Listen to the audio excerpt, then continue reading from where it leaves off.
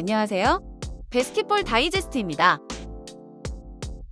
오늘은 원주 DB가 배출한 2명의 MVP에 대해 다뤄보도록 하겠습니다.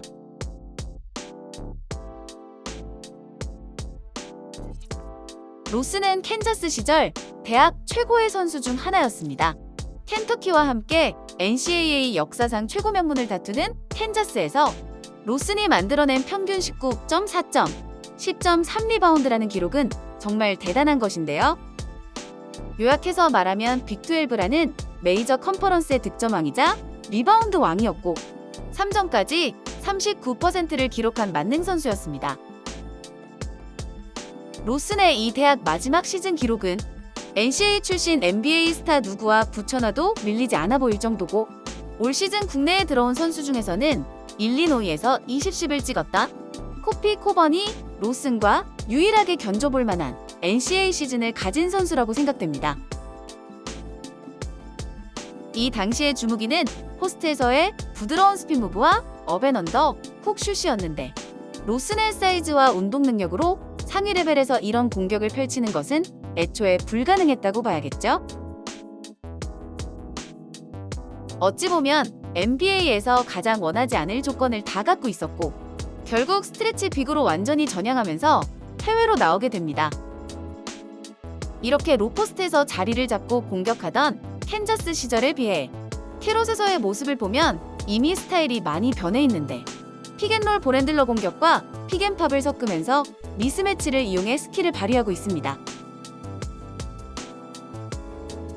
풀백하면서 던지는 스텝백 3점과 3점 라인 밖에서의 해지 무브,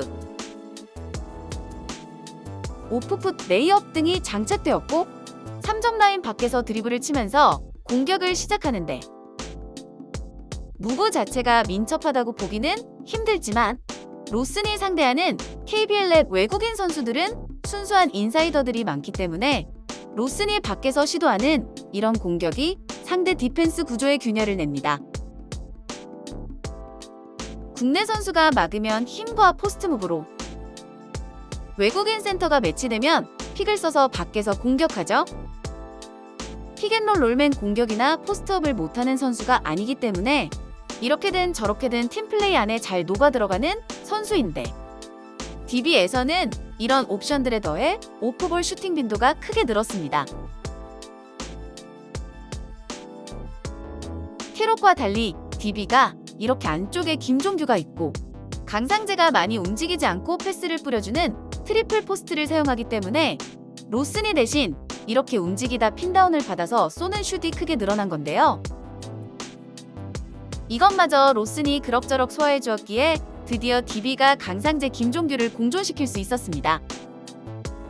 활약 자체만 보면 지난 시즌이 더 좋았다고 볼 수 있지만 로슨이 있어서 강상재를 엘보우에서 오래 뛰는 3번으로 만들 수 있었고 이렇게 교통정리에 성공했기 때문에 DB가 1위를 할 수 있었습니다.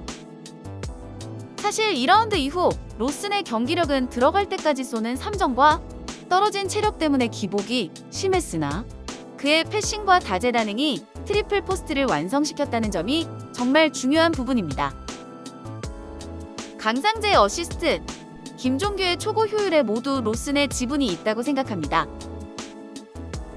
시즌 후반에는 박인훈과의 인버티드 픽앤롤을 즐겼으면서 홈이 다시 살아났는데 두 번의 KCC전과 우승 결정전에서 보여준 화려한 모습이 계속 이어지길 바라봅니다.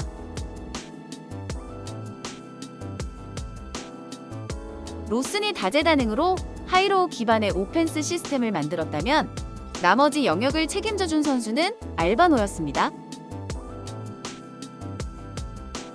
DB는 가장 좋은 공격인 트랜지션을 리그에서 가장 많이 시도했고 하프코트에서는 빅맨들의 패싱력과 김종규의 높이를 앞세워 가장 확률 높은 공격인 컷을 하이로우로 수없이 만들었고 이마저 막힐 때는 알바노가 다 풀어주었는데 플랜 ABC가 모두 강한 팀이었던 셈이죠.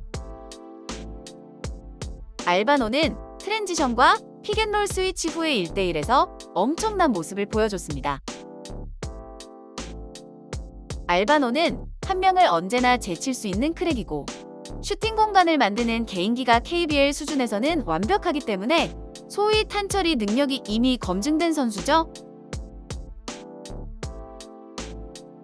지난해 영상에서 이 선수를 소개했을 때 가장 인상적이었던 점은 픽앤롤 수비 대응 능력이 고르게 좋다는 점이었는데, 이번 시즌에는 픽앤롤보다 로슨의 존재로 스위치하는 상대 수비에 대한 아이솔레이션과 정확한 슈팅이 더 돋보이는 모습이었고, 투가드가 전혀 그립지 않을 정도로 훌륭한 킥과 보름반을 보여주었습니다. 덕분에 알바노를 믿고 코너의 박인웅을 더 중용할 수 있었죠.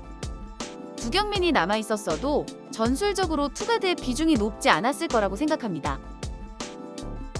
알바노가 가장 즐겨 쓰는 무기는 오른손 인앤아웃 드리블입니다.